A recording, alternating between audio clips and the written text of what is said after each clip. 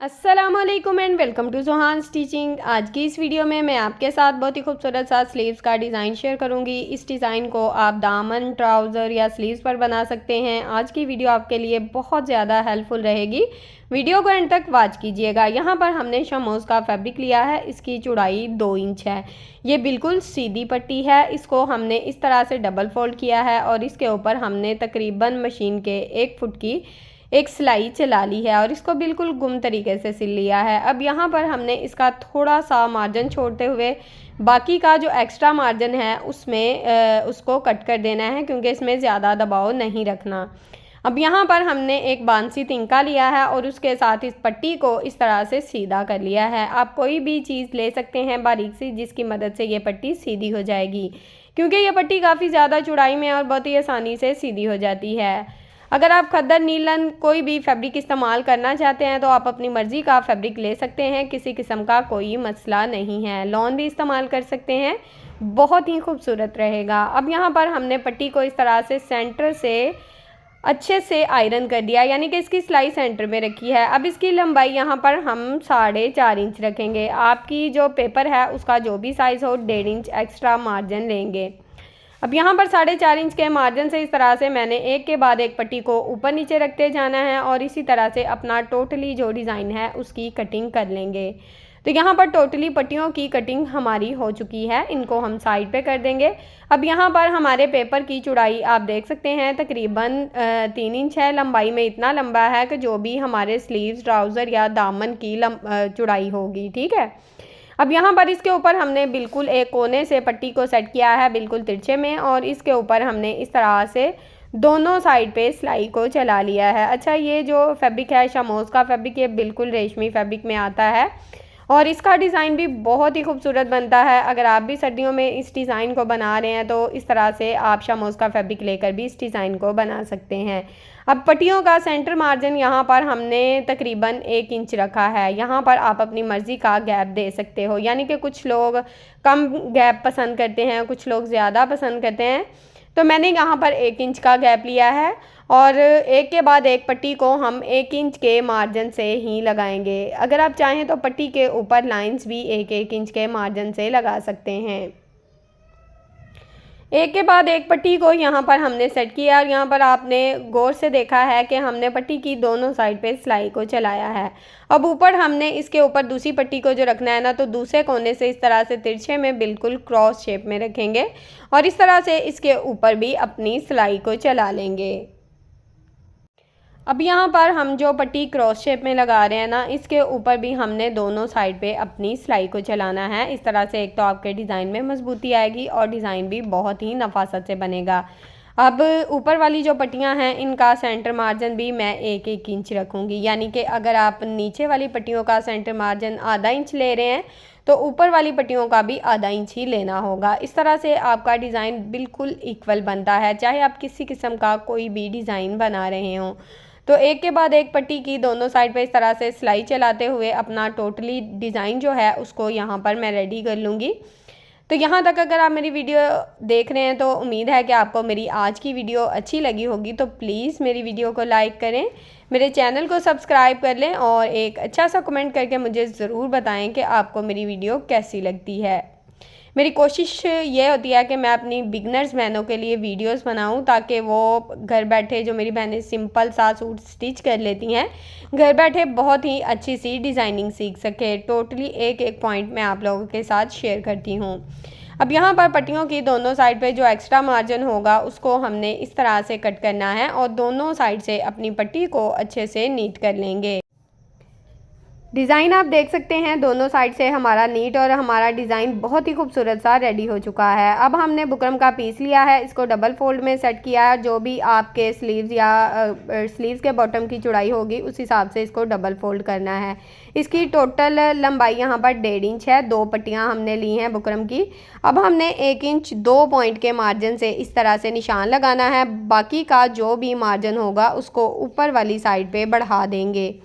दोनों साइड में हमने निशान बिल्कुल एक जैसे लगाए हैं। इन निशानों को हमने इस तरह से आपस में मिला दिया है और बिल्कुल सीधी लाइन लगा दी है। अब हमने इसके ऊपर कटवर्क वाला डिज़ाइन ड्रॉ करना है। तो यहाँ पर आप किसी भी साइज़ में अपना कटवर्क बना सकते हैं। मेरी चूड़ी का साइज़ 2.25 इंच है। अब हमने हाफ़, यहाँ पर आप देख सकते हैं तकरीबन हाफ़ चूड़ी को रखा है और इस तरह से हाफ़ कटवर्क जो है उसको ड्रॉ कर लिया है। अब यहाँ पर हमने एक के बाद एक कटवर्क वाला जो डिज़ाइन है उसको इस तरह से ड्रॉ करते जाना है और इसी तरह से अपनी पट्टी के ऊपर टोटल जो हमारा डिज़ाइन है उसको अच्छे से ड्रॉ कर लेंगे। तो यहाँ पर हमारा डिज़ाइन ड्रॉ हो चुका है। अब हमने जिस तरह से अपने डिज़ाइन को ड्रॉ किया है इसके मुताबिक इसकी कटिंग कर लेंगे। तो यहाँ पर आप देख सकते हैं कि बहुत ही कम वक्त में हमने यहाँ पर 2 स्लीव्स के जो डिज़ाइन है वो एक ही साथ यहाँ पर अच्छे से कटिंग कर लिए हैं। अब मैं इनको खोलकर आपको दिखाती हूँ। ये देखें, 2 डिज़ाइन यहाँ पर हमारे कट हो चुके हैं। अब हमने इसको किसी भी अलहदा फैब्रिक के ऊपर आयरन की मदद से इस तरह से पेस्ट कर लेना है। मैंने यहाँ पर सेम शर्ट का फैब्रिक लिया है। नीचे वाली साइड पे आप देख सकते हैं सेम फैब्रिक है और उसको भी मैंने आधा इंच फोल्ड किया है और ऊपर वाली साइड पे भी सेम है। अब यहाँ पर हमने इसके ऊपर इस तरह से सिलाई चलानी है। जिस तरह का आपका डिज़ाइन होगा तो आप उसी तरह से बिल्कुल बुकरम के साथ साथ अपनी सिलाई को चलाते जाना है। तो सेम इसी तरह से हम यहाँ पर अपनी सिलाई को मुकम्मल कर लेंगे।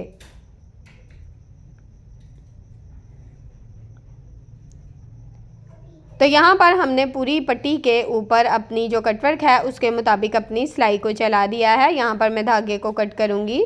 अब हमने यहाँ पर बिल्कुल थोड़ा सा फैब्रिक छोड़ना है, बाकी का जो एक्स्ट्रा फैब्रिक होगा उसकी कटिंग कर देंगे। कोने में साथ साथ छोटे छोटे कट लगाते जाना है। यहाँ पर सिलाई को कट नहीं करना, सिर्फ फैब्रिक को कट करना है और इसको इसी तरह से अच्छे से नीट कर लेंगे। अब यहाँ पर हमने जो एक्स्ट्रा फैब्रिक है उसको इस तरह से पलटते हुए अपनी बुकरम को अच्छे से कवर कर लेना है। हाथों की मदद से ये बहुत ही अच्छे से सेट हो जाएगा क्योंकि हमने कोने में साथ साथ छोटे छोटे कट लगाए थे। अब यहाँ पर हम इसको अच्छे से आयरन कर लेंगे और बैक साइड वाला फैब्रिक जो है उसको भी सेट कर लेंगे। यहाँ पर हमने इसको अच्छे से आयरन कर लिया है। अब हमने अपने डिज़ाइन को इस तरह से कटवर्क में अच्छे से सेट करना है। जितना दबाव आप रखना चाहते हैं उस हिसाब से इसको सेट करके इसके ऊपर इस तरह से मैंने किनारे की सिलाई चला दी है। अब दोनों साइड से हमारा जो डिज़ाइन है वो बिल्कुल घुम तरीके से लग चुका है। अब हमने यहाँ पर इसके ऊपर लेस को लगाना है। तो यहाँ पर लेस की लंबाई मैंने थोड़ी एक्स्ट्रा ली है, यानी कि 4.5 इंच ली है।